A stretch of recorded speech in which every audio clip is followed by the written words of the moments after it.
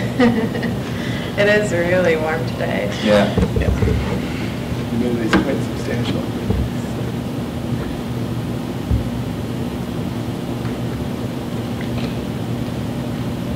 Where do you live? I live. We do, in fact, have a quorum. First item of business is approval of the May 12th meeting minutes. Is there a motion? Motion to approve. Is there a second? Second. All those in favor say aye. Aye. Okay. Motion to approve the minutes carries. The next item is CMAP, Go to 2040 Draft Plan Review and Presentation. Craig? Dennis? Thank you, Mr. Chairman. It's my pleasure tonight to introduce Erin Aleman, Senior Regional Planner for the Chicago Metropolitan Agency for Planning, and she's going to speak to us tonight about the new draft regional plan, Go to 2040, the comprehensive regional plan, and certainly this body knows a lot about comprehensive planning. You've done that over the years. And I might add that CMAP in particular, my observation of them over the past 3 years is that they're truly an extraordinary agency doing a lot of very creative things and becoming a model regional planning agency for regions around the country. I happen, full disclosure, to serve on one of their committees, the Community and Economic Development Committee, as an appointee from the city of Evanston. And that's been a very rewarding activity as well. But it's also good for us as the city of Evanston to be involved and to have this opportunity tonight, because we have a good opportunity to raise issues of concern to us, as well as to collaborate with other bodies, other municipalities through CMAP throughout the region. So my pleasure to introduce Erin. So thank you. Thanks for having me tonight. We are very excited to have the draft regional plan together and out for public comment right now. It's available for public comment through August 6th.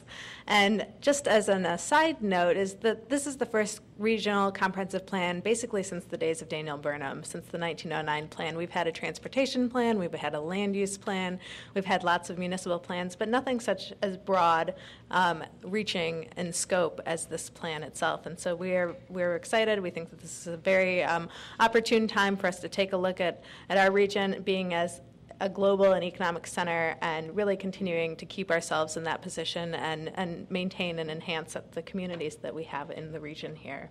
Would you spell your name for us, please? Sure, absolutely. First name E-R-I-N, last name A-L-E-M-A-N. Thank you. You're welcome. So I was just going to talk for a little bit about talk you through the executive summary that you have in front of you, and then I'd be happy to answer questions or engage in a dialogue about some of the concepts that are included in this plan. So first of all, the plan is broken up into 4 different chapters, and you can see those on page 4. Livable communities, regional mobility, human capital, and efficient governance. And under each of those chapter areas are strategic recommendations to increase or enhance or create the concept that the chapter title is all about. The Livable Communities chapter is really a dynamic chapter. We know that there's no one-size-fits-all solution for this region. There are 284 municipalities in our region. We represent 7 counties and numerous, I think nearly 1,200 units of local government to coordinate. And so each community has a different definition of what livability is, but we think that they all kind of encompass a few things, which is health and safety, which is walkable. People always say walkable when they say that I want my community to be more livable. And people also have said a lot about transportation and transportation access. So these recommendations look at achieving greater livability through coordinating land use and housing.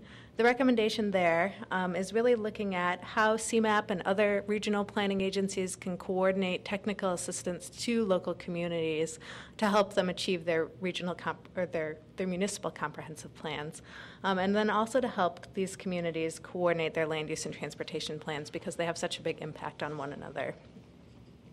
There also is a piece on targeting funding and bringing funding sources together to achieve that. Water and energy resources is in the Livable Communities section. This really looks at how our buildings, both homes and businesses are very large consumers of energy, as well as the transportation network. And we think that there are some things that municipal governments can do and that they can learn from one another, and us as a regional agency can do to help collaborate and create best practices so that we can continue to conserve our water sources and reduce the amount of energy that we're consuming in our region over the next 30 years. Expand and improve parks and open space. This recommendation sets very targeted goals of achieving 150,000 new acres of land across the region, whether it's small parks or large swaths of open land. We are looking and working with the Chicago Wilderness Organization and a consortium of other environmental organizations to prioritize streams and natural areas across the region, and then to begin to help coordinate funders and to make sure that those most important natural resources are maintained and prioritized in terms of acquisition. And then the last recommendation in this chapter is to promote sustainable local food. And so this is a little bit new for us, but we think that it's something that's very important as well. We think that it has big environmental impacts. We eat 3 times a day, and oftentimes I don't think, even myself included, thinks about where that food comes from. We also know that there are many communities that don't have access to fresh foods. And then the third kind of component of this strategy is really to preserve agricultural land across the region, kind of make our region more sustainable and self-sustaining in terms of food that we have here. So I'm just going to kind of keep going down this list and give you a little bit of description if that works for you. Okay. That's fine, and I would encourage any members of the commission to jump in if you have a question about any of this. Seth, you have something to say? I thought you might have. I heard a noise there, and no? Oh, sorry. All right. I generally do have lots of things. Well, I look forward to it, and maybe when I'm done we can talk a little bit more about what you have to say that you were preempting. The Regional Mobility Chapter, this is the chapter that, because CMAP is now used to be CATS and NIPSI. CATS is the federally designated metropolitan planning organization for the region. This chapter includes the major capital projects, which is federally required, the federally required component of this plan, and basically those capital projects get their funding through being in this plan. But because this plan looks at so much more than that, there are a couple of other recommendations in here, including investing strategically in transportation.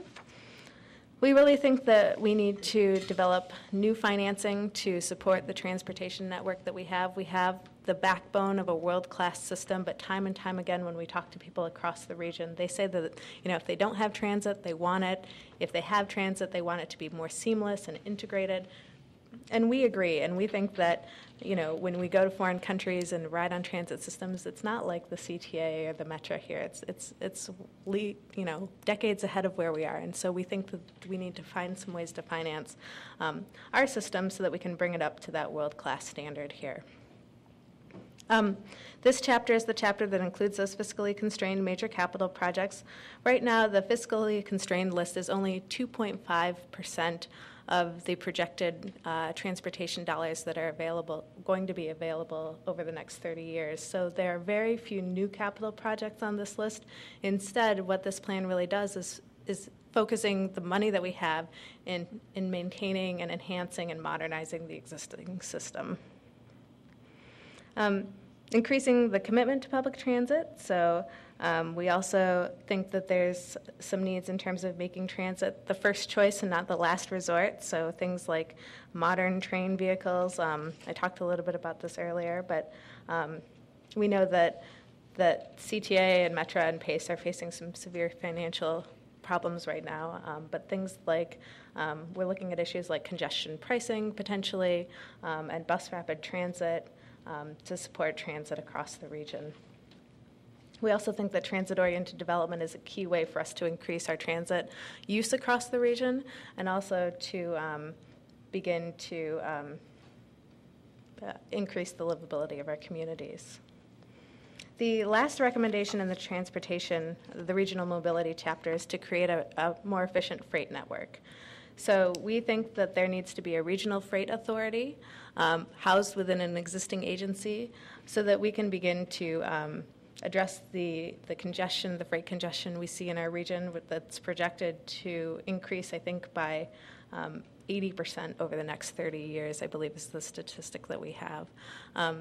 We know that the CREATE program is out there, the Chicago Regional Environmental Transportation and Efficiency Program. It's a public-private effort to make strategic rail improvements. We think that this should be fully funded, and we are going to seek ways to find a way to make this fully funded. And then also, we think that we really need to address the truck congestion issue on our freeways through some innovative ways by perhaps looking at truck-only lanes for the future. And those would be all issues that we think this Regional Freight Authority should begin to work on. The human capital chapter really addresses things like people, because people are the driving force between our regions, of our region's economy. So the key recommendations here are to improve education and workforce development. As a regional agency, we really see ourselves playing a role in coordinating workforce investment boards. We've been reaching out to all of them right now and working with them to see if there are ways that we can better coordinate them so that their programs can better match the needs of the employers. We think that as a regional agency, we have a lot of data on what's going on, and we think that we can help collaborate and coordinate so that people can take advantage of the workforce system that we have. The second recommendation here is, I should also touch on the education piece here. The education piece is really being led by the Chicago Community Trust. We don't have expertise in-house to work on educational issues, but we do think that having a coordinated place for data so that we can actually track and look at the educational systems across our region in a way that is geographically the same will help us kind of assess where we are and make a prioritization of efforts to move forward. The support economic innovation recommendation really has a lot to do with data as well. We think that there are a lot of great businesses here that are doing innovative things. There are a lot of educational institutions here that are also doing some really great things. But for some reason, Chicago really lags behind. The Chicagoland region really is lagging behind some of these other high patent producing regions. And so we've been looking at the data. We're trying to find ways to bring researchers and venture capitalists together. We think that there's some existing programs across the nation that could work here. And so that's what this recommendation looks at. The final chapter of the plan looks at efficient governance. And usually when I show a PowerPoint, I have a picture of the flag of Illinois, and that gets a couple laughs. Someone recommended I turn the picture upside down. But we really think that a lot of these issues that we're looking at right here is something that, we can't just do this in a vacuum, and we really need to look to the state and national policies that are happening and figure out a way to make things more efficient. So the first recommendation is to reform state and local tax policy. The ultimate goal of this would be to make sure that businesses can thrive, that people can thrive in this region.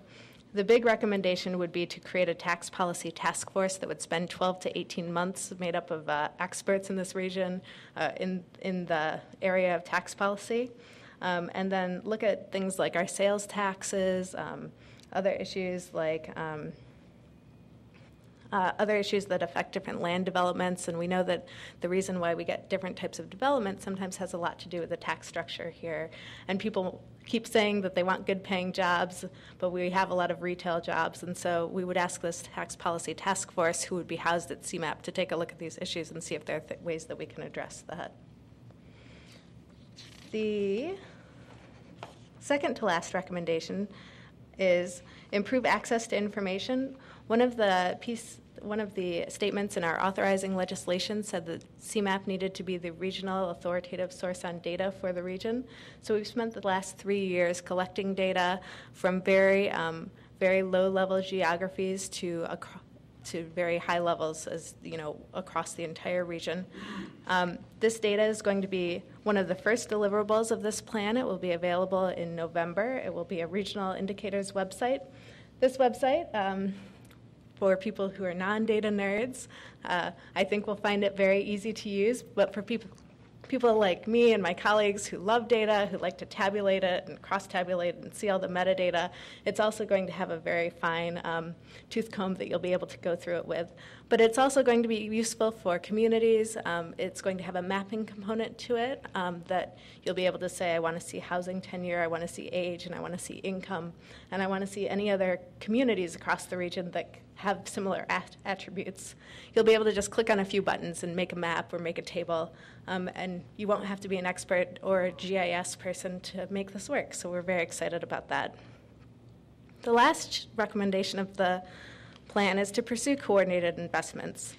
And this recommendation kind of is the culmination of all of these recommendations that I've talked about. There are 12 strategic recommendations, and this one is working together across municipal boundaries, across county boundaries, and beginning to collaborate.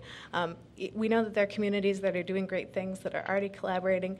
We think that we can take those models and build them even bigger and make sure that our region is learning from one another. We think there are a lot of great solutions to the challenges that our communities are facing, and that we could do a lot of this work from within. And so CMAP's role in this would really be to be that regional convener across municipalities, to make sure that everybody kind of knows what's going on, but also to make sure that we can continue to promote best practices from across the region. So the last pieces of this executive summary talk about some of the other things that are in the plan. We know that there are a lot of other things that we didn't touch on, like historic preservation and things like, let's see, just all sorts of things that are going on across the region that are really good. So this is the best practice case study section, rounds out that 425-page draft plan that you can see online. And it looks at what municipalities can do, what non-governmental organizations can do, what individuals can do to help implement the Go to 2040 plan. So with that, I will stop talking, and hopefully we can have a little discussion about this. Have I completely overwhelmed you with information? When I was reading through, I read through on the computer screen. I did more than this, but I kept wondering where the money would come from. I mean, everything sounded great, but how would this be funded? When you talked about sales tax, obviously you can't put the sales tax any higher. We're kind of laughing stock of the nation already. Mm-hmm. Unless we're going to have our own value-added tax in Illinois. I mean, is there any thought as to how? I realize that's down the line, but a lot of these things were very good. I mean, you can get the various communities to cooperate much better, and get Northwestern to cooperate with Evanston, and all of those are wonderful things. But ultimately, you got to have a lot more money to make this work, I think. Absolutely. So for the approach varies in terms of funding for different areas. In terms of like the energy environmental piece of this, we've received a $25 million grant from the Department of Energy that we think can help push forward retrofits of buildings for things like multimodal transportation systems.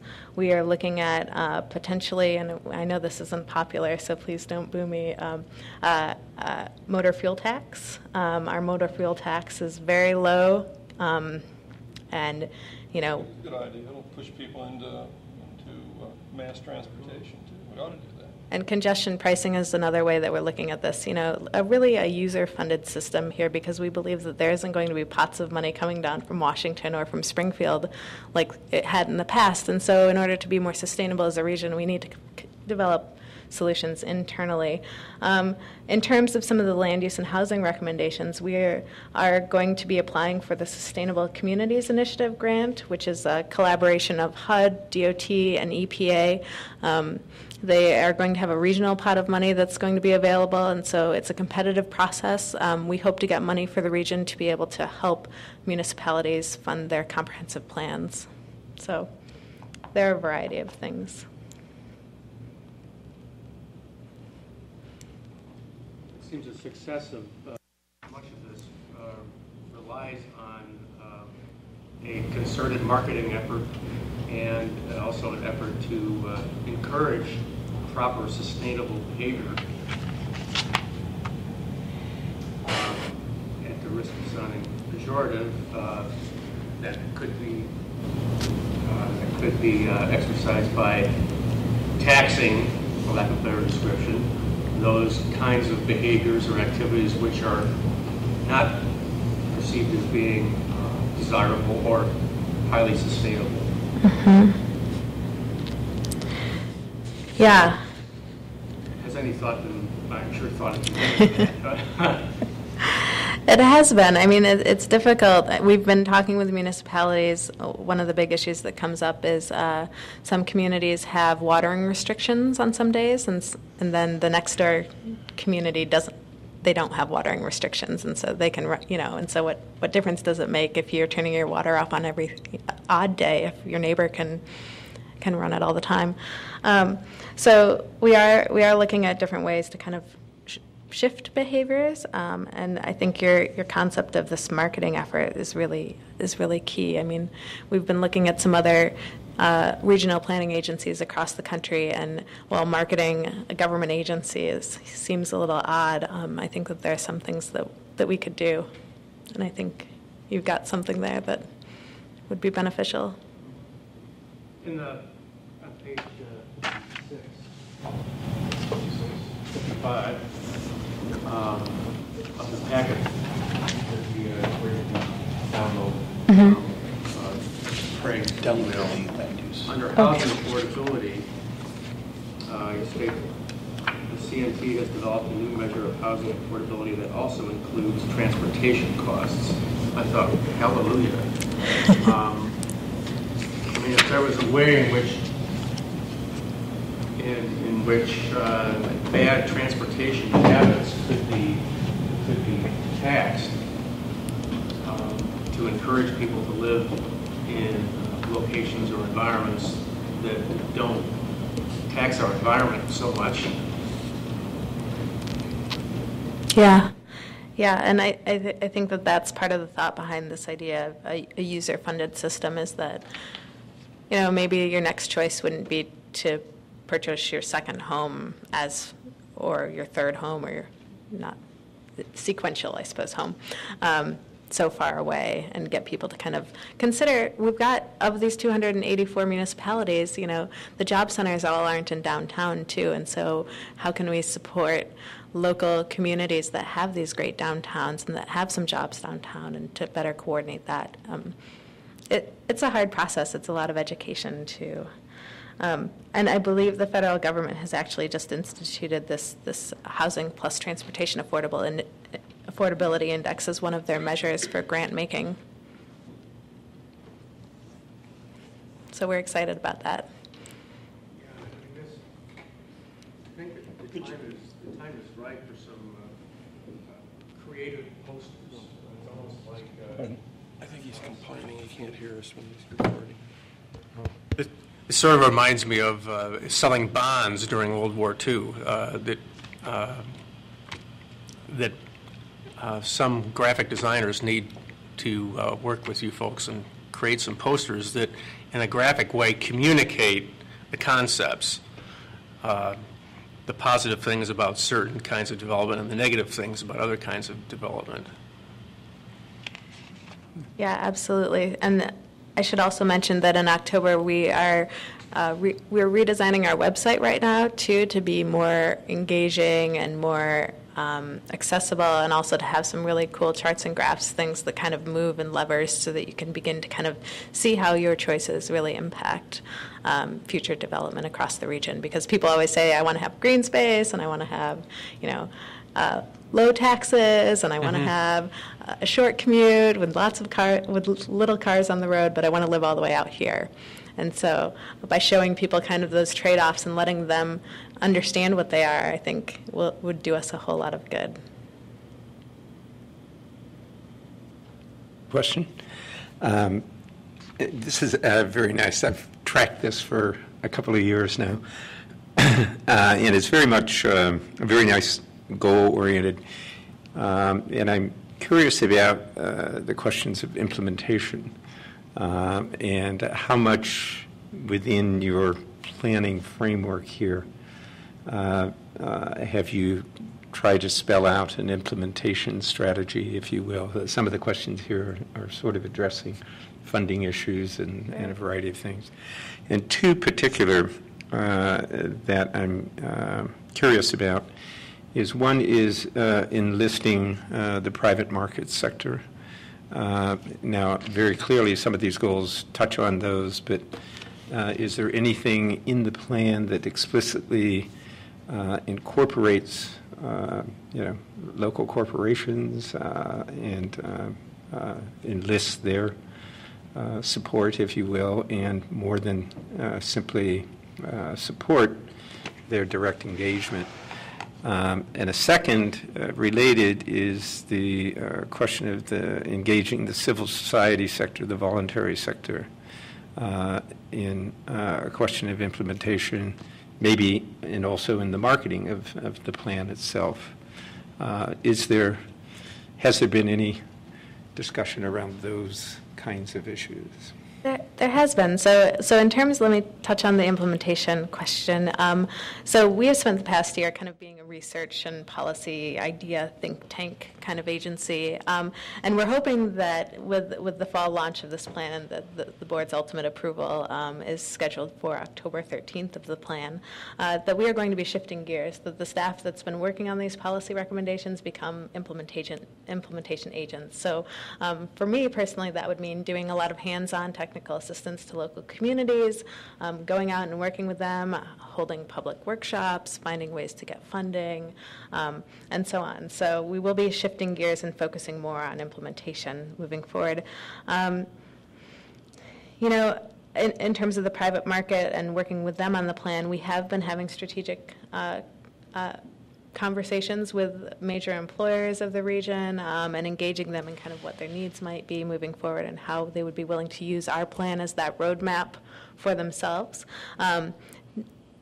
It's had some, we're working out different things with different agencies. With the workforce boards and the community colleges actually play a key role in the educational piece for the workforce boards. They are basically on board at this point and very excited to kind of use this as a guide. The food policy people and experts across the region, too, have been working towards this. The food banks, we've engaged them in conversations.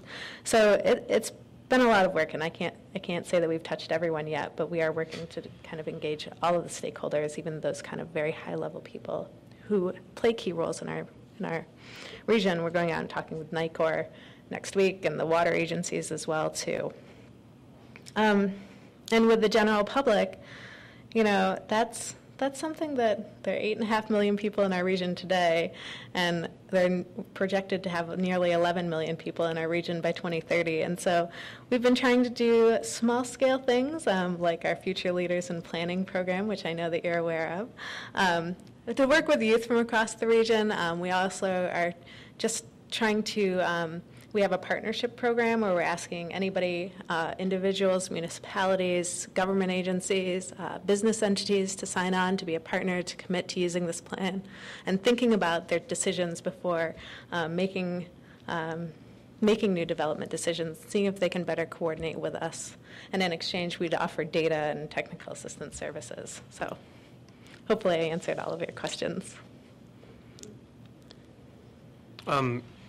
Your situation reminds me of situations I've had in the past with clients that have a great concept about their, should we say, their new headquarters or their new school facility or their new institution, whatever it may be. They're all extremely enthused. They're all fully 100% behind it. They've hired a great designer, and they've got a great program. They don't have any funding, and they don't have any public awareness. Has any thought been given to funding examples of projects that would be desirable, so that they can serve as a means to garner the support, or at least encourage the imagination of the public, as well as potential funders? Sure. Because usually, we've often found that if a client has a wonderful illustration or some kind of visual communication thing that says, oh, this is what it could be. Everybody goes, wow, okay, wow, that's really lovely. How can we make it happen? You know, as opposed to a bunch of numbers and words and a thick document. Yeah, yeah. So when so in October, our website's going to be fully redesigned. It's going to be very engaging. It's going to have case studies from across the region, illustrated examples of what we're talking about, and what we think will be a really great regional illustration that'll kind of look back at the Daniel Burnham watercolors and kind of think about, how we've developed in this region since then. But in terms of having this funding and public awareness and funding some key projects, we really hope that the Sustainable Communities Initiative funding, if we do get it, which we are feeling fairly positive about because the new effort from the higher level government has really said that they want to not just have communities chasing after funding in an uncoordinated manner. We're hoping that through that, maybe we can begin to fund some good catalytic examples of what we mean by coordinating housing and land use. While that's still kind of yet to be seen, we also control a lot of federal transportation dollars that come through the region. And whether that's a carrot or a stick, we really are going to look to this plan before we begin to spend money on new transportation projects to guide us moving forward, which we think should help incent some communities. Is it possible to also engage educational institutions with either competitions or design problems that wherein you would provide them with a program, and here's your challenge, and then the urban planners and the architects, or maybe it even involves the coalescing of multiple departments within a university to solve problems and to present solutions? I think that sounds like a great idea. They work for free, and they aren't operating under the stigma of many of us that are entrenched in old ways. Yeah, absolutely. That's a cool idea. I don't think we've gotten that far yet, but I'll bring that back. A question and a comment. Sure. Current website had some nice material on trade-offs in the planning area, and I hope you'll continue that. It's been useful in teaching both graduate students and helping the public to see that there are indeed some trade-offs in the areas that you're addressing. Question is, what kind of, have you become aware of significant opposition to any of the recommendations so far? So far, I think that the biggest question I've gotten is, how are you going to make this all happen? In terms of other opposition that we've received, I think that there are some communities that do really have a big role in freight, and this idea of a regional freight authority seems to not. I think they would like to have more input on what a regional freight authority is. Would you plan to replace the public-private authority that's coordinating railroad improvements and railroad traffic jam problems, replace that with governmental authority? I mean, it's working pretty well. No. It's an astonishing thing that it's working pretty well with both public and private input. Yeah. Yeah. The CREATE. No. We absolutely think that CREATE needs to be fully funded so that they can have a bigger impact and start to pay for those at-grade crossings. Would that be a model for the trucking area? Perhaps that could be a model for the trucking area. I think the concern is that, many more stakeholders. Yeah, absolutely. I think that people are concerned about their local communities and their local control. But this has yet to shape up, and so I think we'd be looking to them for input and guidance on it too. But yeah, it is a lot to coordinate. But I think that sounds like a good solution, though, the CREATE model for trucks. What's your budget? So right now we get, the state gives $5 million for regional planning agencies. There are multiple regional planning agencies. We're the largest, so we get $3.5 million of that $5 million. I apologize. Who asked the question? You did. Okay. No. I just was writing when you. Has the state actually set the money? Yes, the money is coming through IDOT right now. So our challenge is right now is that anything that we do really does need to be tied to transportation, but we think that a lot of our recommendations are tied to transportation. I think that that tie is easy. That money leverages about $11 million a year from the federal government for roads, road maintenance, transit maintenance, and others. We do get a small portion of funding from some community foundations. So.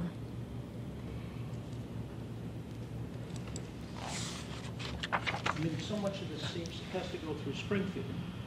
I mean, Microphone. So much of this has to go through Springfield, and we can have a tax task force, which would be a nice thing, of course. But then you've got to get it through Mr. Madigan and all the forces down there. It's a mountain to climb. I mean, I applaud your efforts thus far, but Yeah. none of this is going to be easy. No, it's certainly not going to be easy. I don't have any good answers, but there should be perhaps a task force to reform government. Step A. If I could just add a comment. I think one of the things this plan clearly does is fill a vacuum that exists. And I think that makes a critical difference in terms of the public debate, both in Springfield and Washington and in every municipality in the region, potentially. And this agency's role as an MPO, a metropolitan planning organization, has a great deal of influence on state and federal, notwithstanding the comments that Mr. Updike just made about the reality of the political side of that. But there really has been a vacuum for some time. Katz and Nipsey each did what they did reasonably well, but this is a much grander scale of a plan that really, I think, will engage a lot more public discussion. we too are really beginning to push for funding to regions as opposed to funding to states too, because like the idea of local control for land use, the people who are in the communities really understand what the existing conditions are. And so hopefully having a regional agency be funded for some of these efforts can just help coordinate our local communities and counties together in a way that makes sense, as opposed to having this downstate, upstate kind of battle that we have. Yeah, it really requires a sort of a paradigm shift in thinking outside of your own community. Even though you may drive or take the train and traverse, many other municipalities, you don't often conceive of them being in your region or being part of your lifestyle.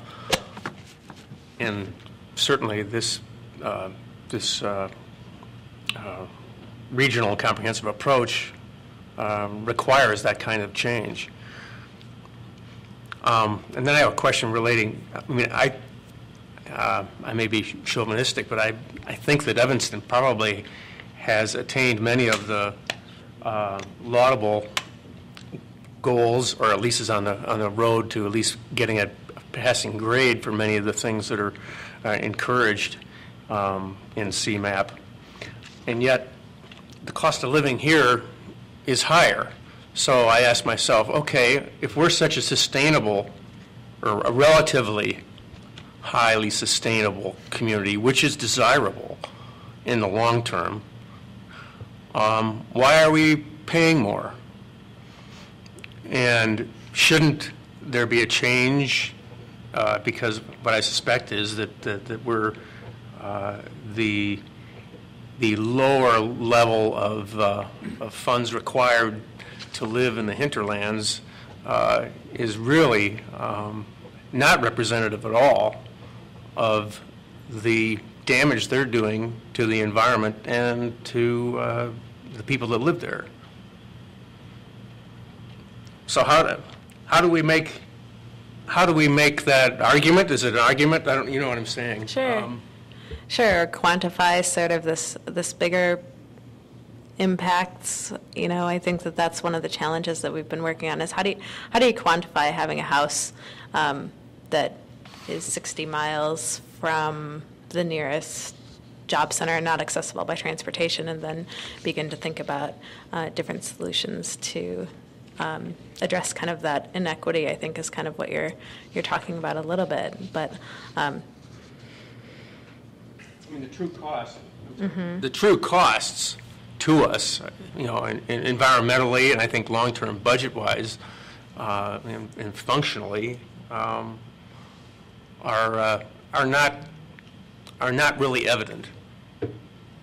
And people still believe that they can live out in the boonies and literally drive to everything. Sure. But in my mind, they're not paying their proportionate share. Yeah. I guess that's where that H plus T affordability index really comes into play, because it shows, it shows the average number of cars for different parts of the region, and then what your insurance plus gas would be. But I just lost my train of thought.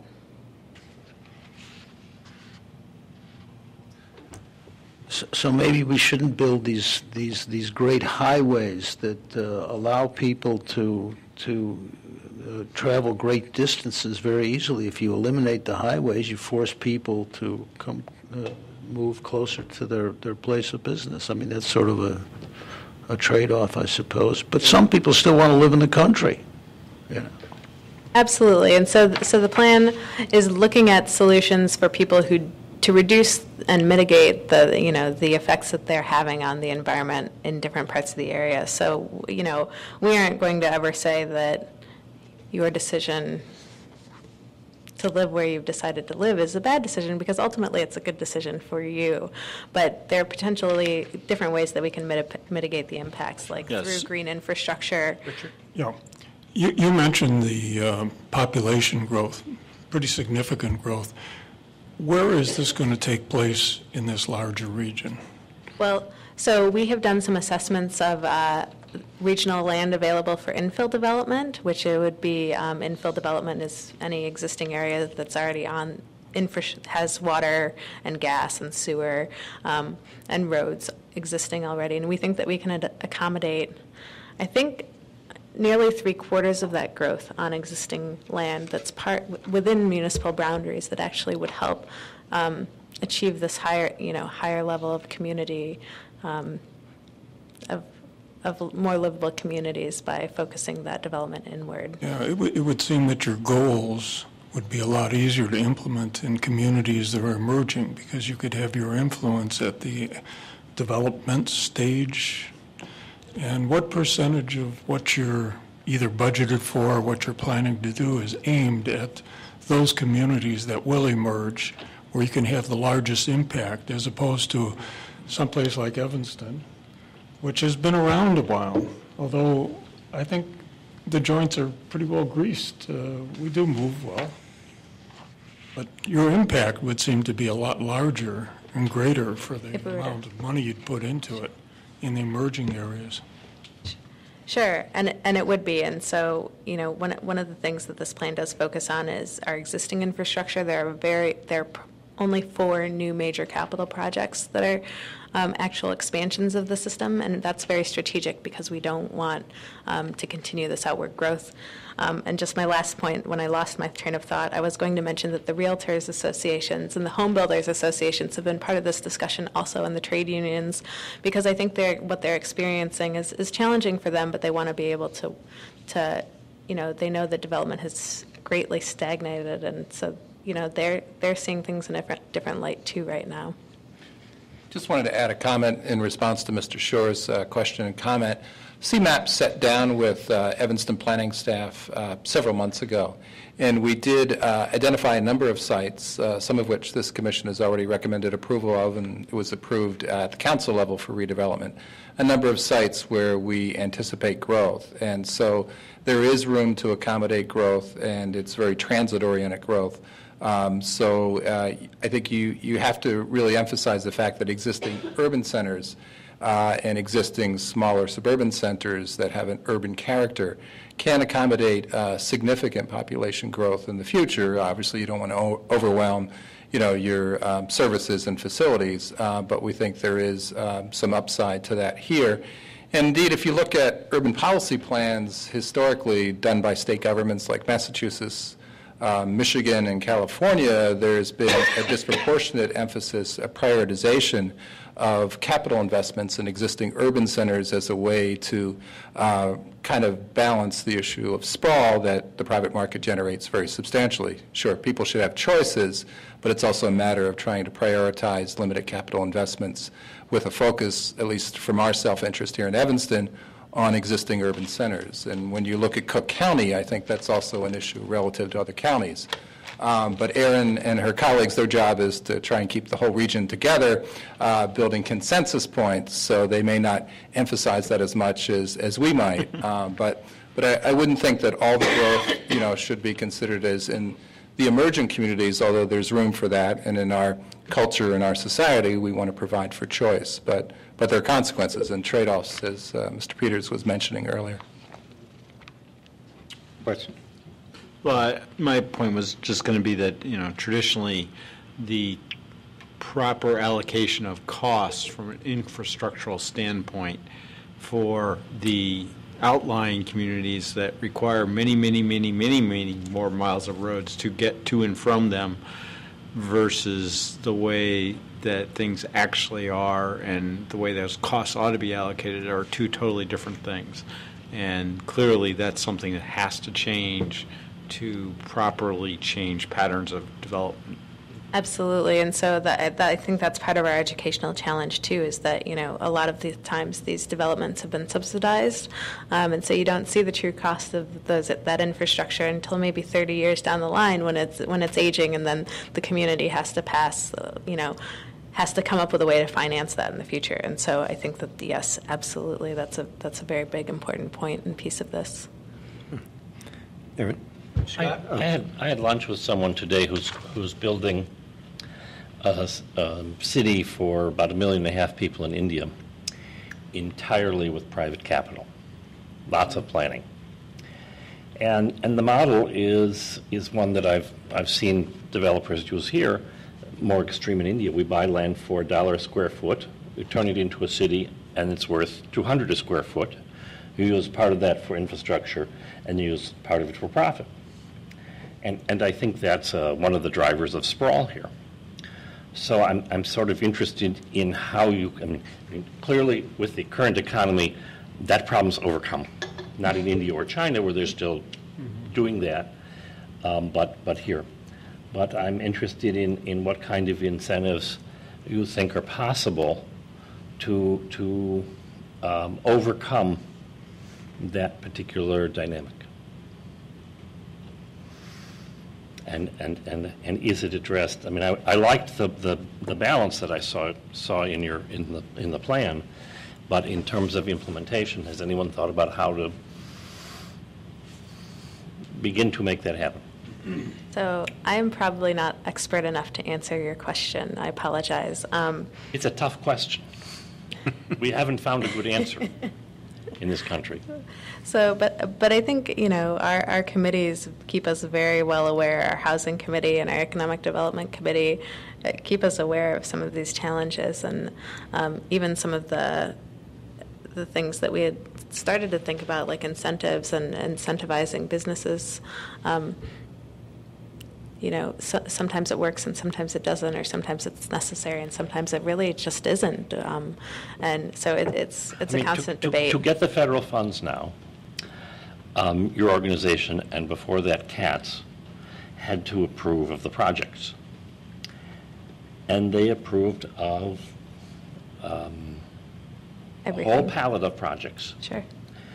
And then the state highway department sort of prioritized, and they took it to the legislature, and then the legislature did what they wanted. I mean, there had to be approval first. If there continues to be approval of a palette of projects everywhere, then this infrastructure, road infrastructure, will continue to be based on political decision-making and trade-offs in the legislature. Mm-hmm. This seems to contemplate something different. And I guess it's like your question, earlier question, has any thought been given to whether this might change and how it might change? we're hoping that by prioritizing the capital projects, this is the first plan that has prioritized major capital projects, and then once this is approved by the MPO Policy Committee, which is made up of transit service providers, and our board, which is made up of locally elected officials and some appointed officials, that from this point forward, those will be our priorities. And that, there have only been 4 major capital projects built over the past 20 years in this region alone, and the idea of just putting them all on the list and funding them all is just a great way to keep us underwater. And granted, the plan does have to be revisited every 4 to 5 years, depending on some air quality issues. But we're hoping that by prioritizing them, we can begin to strategically get them off the list and then take another look at what's still on the list and might be coming up next. So far, our board and policy committee, they understand, and we're hoping that this is different. Sounds good. Thank you for your work. Mr. Hunter? Shifting gears a little bit here. I was looking at the plan too and thinking in 30 years out here, and maybe the question I'm posing is longer than 30 years out.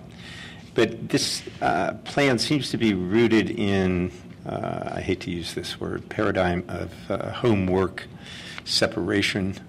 And I'm wondering how much attention has been given if we project where we, what I always love to do when we project 30 years out, project backwards, where were we 30 years ago in 1980, and where were we in terms of the internet, where were we in terms of the whole nature of the organization of work, work living, et cetera, how much consideration has been given within this plan to the potential that exists here for major transformation and the very nature that would affect a lot of these transportation questions, housing questions, work questions, et cetera, projecting out 30 years from now, where we might be on that. So I'm just curious how much that...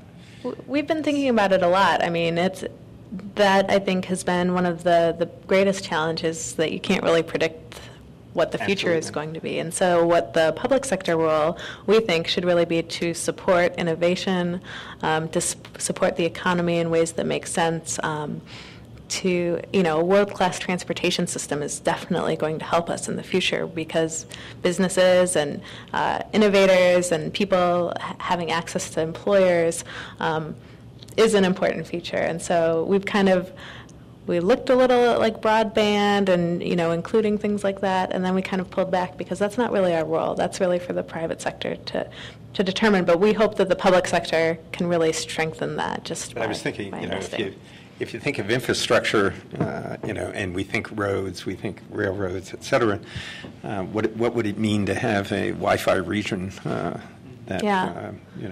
how might that transform the very nature of work and get rid of texting and driving, amongst other things. Yeah. Get rid of driving, but not the texting. But I'm Absolutely. just saying, and the whole nature. Yeah. I think there's glimmers of this taking place even now. Yeah. Well, it's also hard, I think, when you start talking about this with people and you reach a certain point where that seems a little bit unachievable. But what we have been trying to say is that when we talk about expansions of freeways, we're not just talking about adding another 4 lanes to a freeway. We're talking about highly managed, truck-only, congestion pricing. Maybe it shifts by time of day so that we can disperse the traffic, a BRT lane possibly. So we're really looking at the whole variety of transit options, as opposed to just what previously has happened is, we're just going to expand. We're going to rip off 4 inches of asphalt and lay down a few more inches. So it may not be the most innovative, but we really think that this is for us, it's something that's new, a policy-based plan as opposed to a traditional land use plan, as opposed to a traditional transportation plan. So, but we hope that you could push our innovation further. Any other questions? David?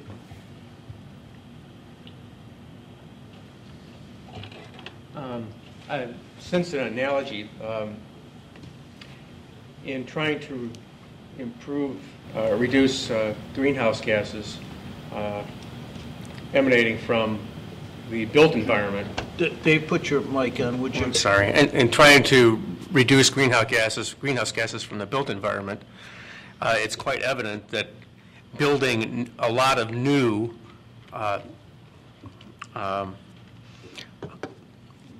highly LEED buildings has very little effect on that.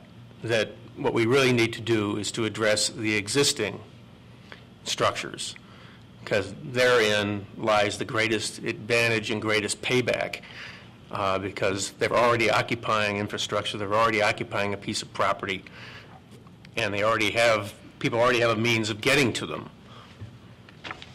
So it seems to me that the greatest benefit or greatest level of achievement in CMAP would be not to encourage new cities like those in India, but to encourage new, more highly livable and efficient and green existing cities or existing municipalities, and to take some of the built property off grade, put it on top of something that already exists, and then turn the resulting land into one of your urban farms. I love it. I'm moving to your city.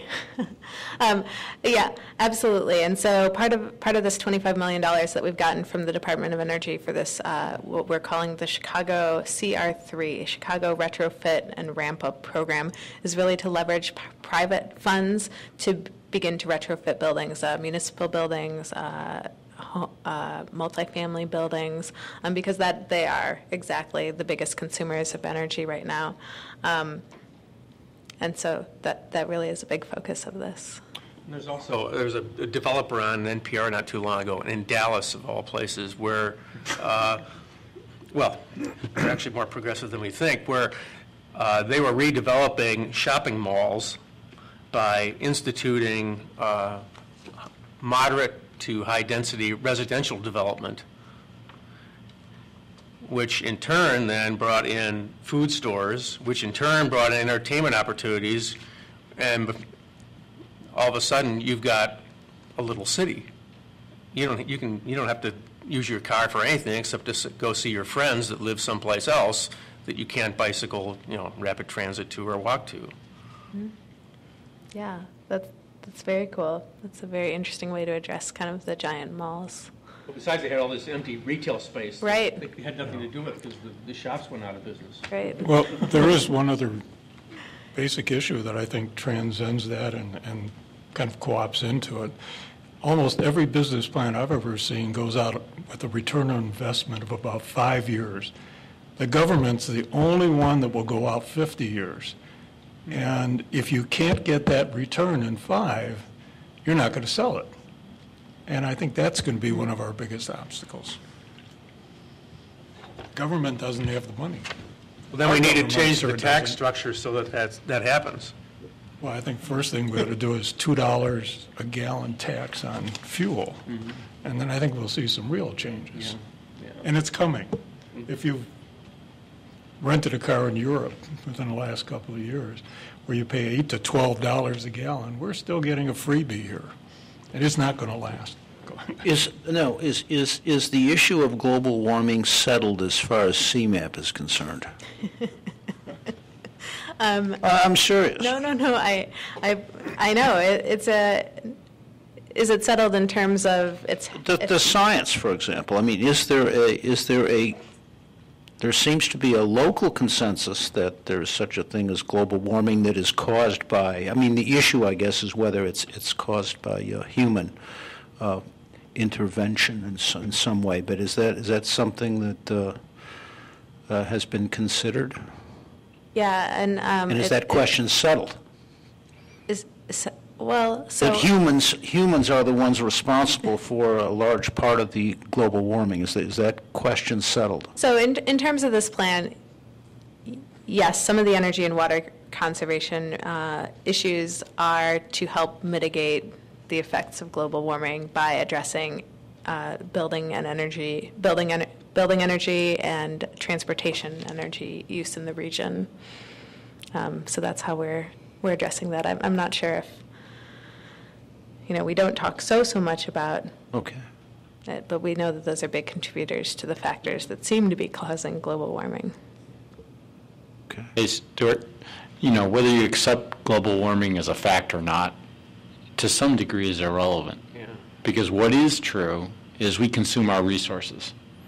And at the rate that we consume our resources, we're going to run out of resources as population increases and things like that.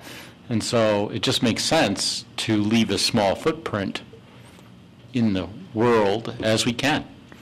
And so I think that a lot of the principles that are based in this plan are more about that. And yes, they also do affect potentially global warming, whether it's true or not true. But the bigger thing is just, can we continue to consume the resources at the rate at which we consume them? Yeah, the water recommendation, if you were to download the whole thing, talks a lot about how we can actually reduce our water consumption across the region, even with a 2.5 million increase in population across the region, through simple measures as just simply more water conservation and more recharge areas, swapping out top-loading washers with front-loading washers, or low-flow toilets. I mean, that's a huge amount of water that we are just, we don't think about water so much. We're looking at full cost pricing of water, because if you had to pay for the water, some communities do have full cost pricing, or more true cost pricing. But I know I don't think about how long I'm in the shower, but I would if I had to pay a whole lot more for it. Any other questions? David? Scott? Professor Hunter? Okay. Aaron, thank you very much. Dennis? Yes, thank you, Aaron, very much for an excellent presentation. Just a quick commercial. CMAP is sponsoring a public hearing and public presentation for the northwest part of the region and north central Cook on July 29th from 6 to 8 p.m. Arlington Heights Public Library, 500 North Denton Avenue in Arlington Heights. And so for anyone in Evanston listening to the presentation tonight, that is an opportunity to go and hear more about the plan and also to comment if they wish. CMAP also obviously will accept written comments as well in their office or email. And certainly if the Plan Commission would like to prepare anything formal for that meeting or for a written comment to be sent directly to CMAP, staff would certainly help you with that. Thank you. I would, if I can, just a quick note of commendation to CMAP that they are thinking beyond 2040, and the comment was made to the FLIP program, Futures Leaders in Planning, which Aaron was very much a part of, and that my son participated in this past year. So projecting outward beyond 2040, I want to thank you, and I think the region will benefit from that future input as well. Go ahead. Just one last comment on the 2040 plan. City staff has been working really hard with CMAP on this. I think what this document allows us to do now for Plan Commission members, for City Council members, for anybody that is interested and active in the City of Evanston, is be able to start taking this document to elected officials in the state of Illinois and our national representatives and start talking about taxation changes, talk about all of these things that we have problems with. I don't think they're not going to change unless we say that we want them to change. So if there are good ideas in here that we want to actively pursue, we should continue to do that with our elected officials on a daily basis. So with that, I would like to transition to our comprehensive plan. At the back of your packet, there was a 2-page memo that I prepared, the 12 priority issues, or critical issues, not priorities, that I have developed over the last couple months based on a review of the comprehensive plan and several plans that we've developed over the last 10 years since the last update to the comprehensive plan. Have you all had a chance to be able to review it? Are there any, would we like to open it up for discussion, or would we like to review kind of those 12 issues? Why don't you start it out? Okay. The 12 issues that I've presented today are, first, affordable and accessible transportation options for all residents in Evanston.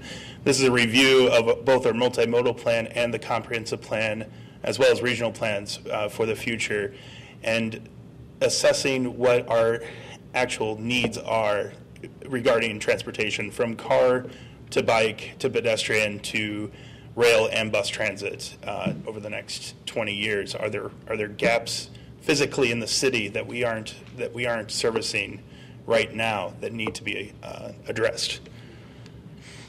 Yes. So developing actionable policies within the comprehensive plan that will address those issues. What specifically are we looking at over the next 20 years that we want to make a priority? Second is develop post-recession development strategies, and this is a little larger thinking of when things start building again, how do we want development to build? And that's not just residential high-rises. That's anything from our industrial area to office to how we even play in our parks and open space. Business as usual isn't business as usual anymore, and developing policy strategies in the comprehensive plan as to how we want to see developments. Do we want all of our developments to be LEED certified? Are there new commuting patterns that we're seeing that we need to address as well, that people need to include in their private developments? Do we want wider sidewalks when people build new houses or office buildings or retail establishments? What are those things that we want to start addressing that will help guide development in the future? Questions? Okay. Third is study the intensity of development as well. And when I say intensity, I don't necessarily always mean density. That's always such a touchy word here. It's what is the appropriate scale for where development is going in the city, and how do our previous plans reinforce that, and how do we place that into the comprehensive plan as well? So that's something I think we need to be studying in the new comprehensive plan. Did you say density was sort of a touchy subject here? Sometimes, once in a while. Oh, okay. He's joking. Yeah, I know. He knows it. I know. He's I'm making sorry, a joke. Craig, can you clarify your use of intensity? Intensity of what? Do we have the proper balance of live to work? Do we have the proper balance? And again, it goes back to post-recession development strategies as well. Of, are there places that we may want to intensify office uses or industrial uses or retail uses or residential uses even? Are we lacking in those areas throughout the city? Fourth is the actual implementation of the Climate Action Plan. When reading the Climate Action Plan, I noticed there are a lot of goals and some strategies, but not true implementation as it pertains to the physical environment of the city of Evanston. So I think we need to evaluate and recommend policies that will help achieve those goals over the next 20 years. Fifth is bridging the digital divide, and I think this goes into the conversation of looking beyond where we were 20 years ago or even 30 years ago, and taking that leadership in our local communities of what's next, what's the next technology, where, and how can we provide that for as many citizens for the cheapest possible. Coordinating with telecommunication companies and looking to, are we providing enough access to the internet, both municipality having people be able to get it from community centers to the next technology of 4G or whatever it may be. 6 is providing affordable housing. You know, it's a continual issue. And I think looking at how we do that here in the city and paving a way to allow for non-traditional building types, prefabricated housing, or adaptive reuse of structures, and the geographic distribution of that affordable housing throughout the city. And when I say that, ensuring that when we do a transit-oriented development or we have new developments that happen in the city, that there is inclusion of more affordable housing in those developments. I don't want to try to say that everything's going to be balanced and completely equal, but trying to make a more concentrated effort that, again, people have access to the services and transit services that they need throughout the city. 7's implementing a more sustainable future. This is a little bit more broader than the climate action plan. It's how are we able to function from taxation to the actual physical environment itself. Are we able to heal? Are we able to use our park systems in a more unique way that create a sustainable future? Are new buildings going to be more sustainable than they are now? How are we going to use the comprehensive plan to implement or encourage new ideas towards sustainability? 8 is economic development. We continue to talk about this in our department every day. It's something we planners, the economic development division, talk about every day. What specific action items in the comprehensive plan help encourage innovation and grow the economic sector of Evanston from business to residential as well? 9 is Northwestern City of Evanston partnerships. Collaborating with Northwestern on this comprehensive plan, I think, is quite important. They just came out with their own master plan. How does that integrate with our comprehensive plan? How can we help them while they're helping us at the same time? And what can we look forward towards the next 20 to 30 years with Northwestern's growth? Questions? Are we? Okay. 10 is develop a comprehensive vision for the parks and open space networks. Typically, we go park to park in the city and do improvement programs, but we don't look at the city structure overall as how the parks and open space work together. We need to take the evaluation of all those park systems, see what their needs are over the next 20 years, and ensure that we have all of the amenities or recreation areas that citizens are wanting or needing, and that there's enough open space for all of our citizens and future citizens that are going to be here. 11 is infrastructure investments. This is water distribution, sewer, electric, telecommunications.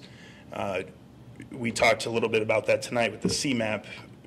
Exurb communities are going to have a greater cost when they have to go replace their sewers and their water systems. Yet with 77,000 people in an 8 square mile area, we might have a potentially larger cost, but the per capita replacement is actually going to be less. We need to identify those capital infrastructure investments and also look at ways to grow our water distribution system to the west and ensure that that water returns based on the Great Lakes Pact. And that will help us also on the economic development side of increasing revenue for the city, but at the same time, ensuring that that water returns to this watershed at the same time, if that makes any sense. And then lastly is parking.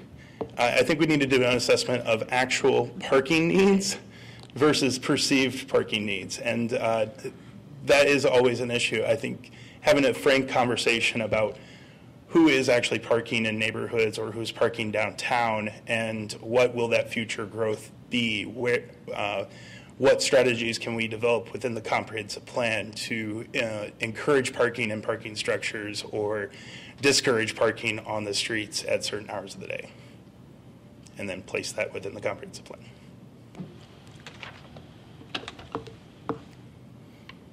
Questions? I've got one. Yes. Mr. Sherman. You know, everything that you've touched on, great key issues, but a number of them are going to be triggered by the population in Evanston and the population by cohort. Who's gathering the data that will tell us how many 40 to 50-year-olds that are still working, how many people will be retired, how many young families will be coming in that will be using the parks, that will be needing that transportation? It seems like every time we talk about affordable housing, you know, we're envisioning perhaps a young family coming in or trying to encourage them, but not at the pricing that we have here in town. So who's putting that data together? A lot of what you're talking about is going to trigger off by age cohort. Would you think, Scott? Yeah, and I hear CMAP is planning and promising all of the data, and I assume including cohort-related data. Yeah. And the new census will include a lot of it also. Yeah. One of the exciting things about the way that we collect information via the U.S. Census now is that the effort that we did here in 2010 is 100% count, but they're doing a continual sampling of communities throughout every 2 years now, called the American Community Survey, which dives down into those cohorts. So we'll be able to take current information and the information that CMAP has, as well as augment over the next 10 years while we use this plan to plan for the future. So we can make some of those assumptions now based on the information we have, as well as have a plan that's more agile and will be able to adapt to changing demographics throughout the history of Evanston. In the sustainable section, Mm-hmm. are you limiting sustainable to environment/ecology? No. Or are you also including economic sustainability for the city? That's exactly what I was alluding to, as well as defining what sustainable means in Evanston should include financial sustainability.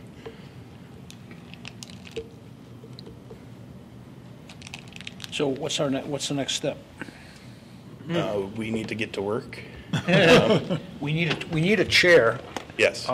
Because Johanna Neiden is no longer on the Plan Commission, Right. and I know that Todd Meyer expressed some interest, and Scott Peters has expressed interest as well.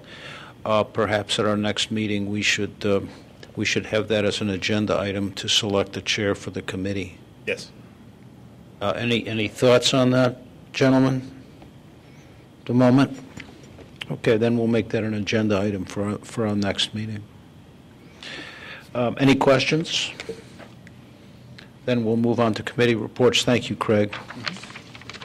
Committee reports, there being none, is there a motion to adjourn? So moved. Dennis? Just one quick thing, the Community Development Block Grant Committee needs representation from the Plan Commission. I think the member that was doing that previously is no longer on the commission, so CDBG ramps up pretty quickly in September, so it's not something for tonight, but perhaps at your next meeting.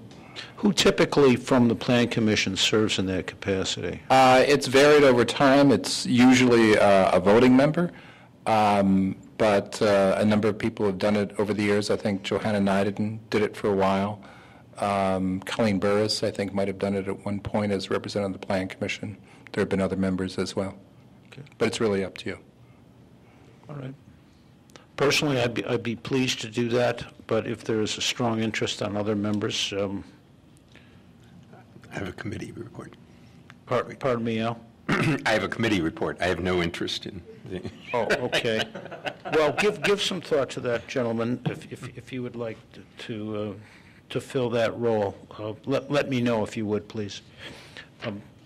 It's just Professor a Hunter. quick item. As the representative to the neighborhood plan component, that we are instituting this summer with the input of approximately 4 volunteer research assistants. The survey of Evanston local communities and neighborhoods. So we are hoping at some time in the fall to come out with something comparable to the neighborhood map of Chicago, which I did some 40 years ago. So we're replicating this on a smaller scale. But it's proving interesting, and the voluntary research assistants are having fun. We do not have card-carrying things, and if you get phone calls, who are these people running around saying we're with the Plan Commission, that you will understand, who these students are. But we've got over 100 surveys done so far, or interviews done. So we hope to finish it off by the end of the summer. Just wanted to give that update. Thank you very much, David. Did you have something? I'll talk to Okay. Okay. Anything else, Seth? No? All right. There has been a motion to adjourn. Is there a second? Second. Those in favor say aye. Aye. Those opposed, motion carries. We're adjourned. That's all magazines. No, that's what the students get. Okay, it won't be that good. All right.